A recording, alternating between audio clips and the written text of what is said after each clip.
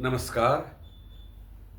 आशा करता हूँ कि देश प्रेमी जनता ठीक होगी, बेहतर होगी। पुनः यही निवेदन कि हमारे चैनल को सब्सक्राइब कीजिए और वीडियो को लाइक कीजिए, कमेंट करना ना भूलें। आज हम बात करेंगे तहव्वुर राना की। आज अमेरिका से 26/11 का अपराधी तहव्वुर राना भारत लाया गया। इसके साथ दूसरा भी जो साजिश करता था, डेविड कॉलमन हेडली। किंतु अमेरिका ने यह कहा कि उसने अपना दोष स्वीकार किया, इसलिए हम इसका प्रत्यार्पण भारत को नहीं कर सकते हैं, और उसको वहां पर सजा मिल गई।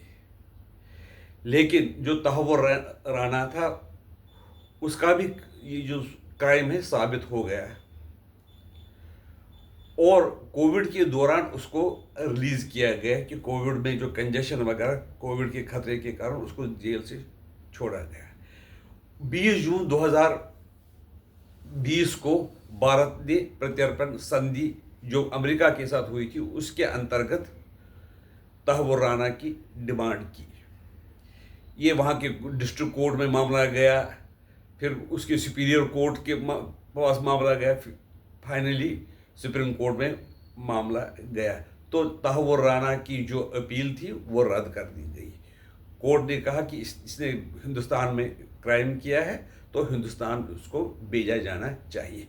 आज वो हिंदुस्तान आ गया। ये वो व्यक्ति है जो पाकिस्तान मूल का नागरिक है और कनाडा का सिटीज़न है। कनाडा का सिटीज़न होने के नाते वो अमेरिका भी जा सकता था। उसने कनाडा में रहकर एक इमिग्रेशन एजेंसी बनाई। इमिग्रेशन एजेंसी का काम था कि जो लोग यहाँ से दूसरे देशों में जाना चाहते हैं, उनके बारे में संस्था सपोर्ट करने के लिए संस्था बनाई थी। इस नाते उसने बॉम्बे में भी, कनाडा के नागरिक होने के नाते उसने फिर बॉम्बे में भी उसका ऑफिस खोला, क्योंकि आजकल लिबरलाइजेशन का ये नारा है ना, बहुत चल रहा है। उसने इमिग्रेशन के जो ऑफिस जो मुंबई में खोलने के बाद उसने इमिग्रेशन का भी कुछ काम किया, और कुछ जो उग्रवादी थे उनको वहाँ पर सेटल करवाने की कोशिश की, कनाडा में सेटल करवाने की कोशिश की। इस संबंध में इसकी दोस्ती महेश भट्ट के बेटे मिस्टर भट्ट से हुई, और वो सुनने में आया कि वो भट्ट साहब के घर पे भी ठहरा हुआ है। अब चूंकि तहव्वुर राना इंडिया पहुंचा है, तो उसके तहकीकात करने के बाद ये पता चलेगा कि उसकी साजिश में कौन कौन शामिल, हिंदुस्तानी शामिल है। ताज्जुब की बात है कि वो एक डॉक्टर है, फौज का। डॉक्टर का काम होता है इलाज करना है, बीमार आदमी को स्वस्थ बनाना। लेकिन ये पाकिस्तान का डॉक्टर जो था, वो आप देख सकते हैं कि डॉक्टर भी वहाँ का कैसा हो सकता है, जो कि लोगों को मारने में सहायता कर सकता है। उसने जो 4 जगह जहाँ पर 26/11 की वो घटना हुई, उसमें क्या हुआ कि उसने रेकी की थी।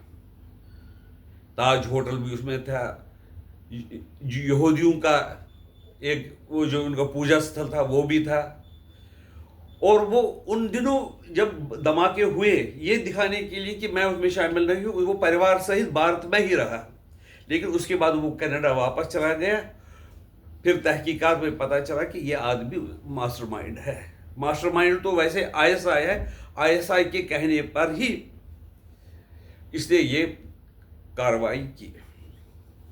इस सिलसिले में जो डेविड कॉलमन हेडली थे, वो बचपन के इसका दोस्त था। बचपन से ही वो इकट्ठे एक ही स्कूल में पढ़ते थे। इसने डेविड कॉलमन हेडली की भी सहायता की, और उसने तहव्वुर राना की मदद की। इस तरह से हिंदुस्तान में हालात खराब करने की साजिश रची गई।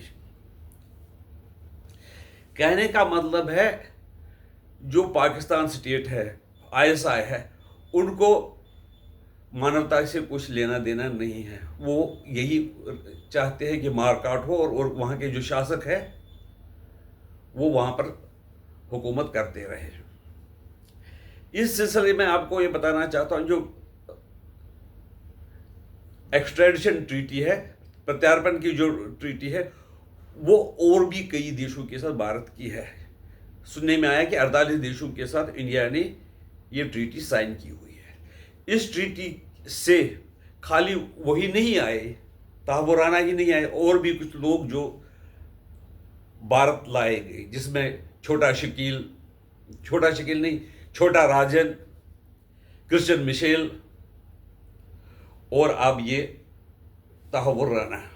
ये सब जो संधियाँ थी वो कांग्रेस सरकार में हुई थी, लेकिन वो इन संधियों का कोई लाभ नहीं ले सके। हाँ, एक आदमी अबू सलीम को वो यहाँ पर लाने में सफल हुए थे। इस सिलसिले में जो भी कंट्री प्रत्यर्पण करती है, उनमें से कई कंट्रियों के कानून है कि उनको जिसको भी वहाँ से वो भारत को भेजेंगे अपनी कंट्री से, उसको फांसी की सज़ा नहीं दी जाएगी। अगर कोर्ट उसको फांसी की सज़ा दे भी देता है, फिर भी सरकार उस पर अमल नहीं लाएगी। यही बात अबू सलीम के साथ हुई, उसको जन्म भर जेल रहना पड़ेगा, लेकिन जो उनके जो डेनमार्क से जो आई थी उस पर वो ट्रीटी हुई थी, उसको के वहाँ का कानून है, उसको फांसी नहीं मिलेगी, इसलिए वो उसको फांसी की सज़ा नहीं की। यहाँ के कोर्ट जो इंटरनेशनल एग्रीमेंट है उन पर भी वो अमल करते हैं।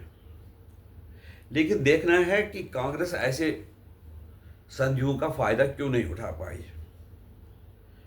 इसमें सरकार की इच्छा शक्ति चाहिए होती है। ये जो लोग हैं, अभी भी कई लोग हैं जो बाहर हैं, जैसे महल चौकसी और भी बाकी उसके एक और रिश्तेदार है, वो बाहर पड़े हुए, उनकी भी प्रत्यर्पण का प्रयास चालू है। हो सकता है कि एक न एक दिन वो उनको भी भारत वापस लाया जा सकता है, लेकिन अगर ये तहव्वुर राना से अच्छी तरह से पूछताछ की जाएगी तो उसका पूरा कच्चा चिट्ठा जो ISI का है और बाकी संस्थाओं का है, उसका पता हिंदुस्तान को पता चलेगा और उस सिलसिले में वो नेसेसरी जो कार्रवाई करनी चाहिए वो करेगी। आपकी राय इसके बारे में क्या है, आप बता दीजिए। नमस्कार।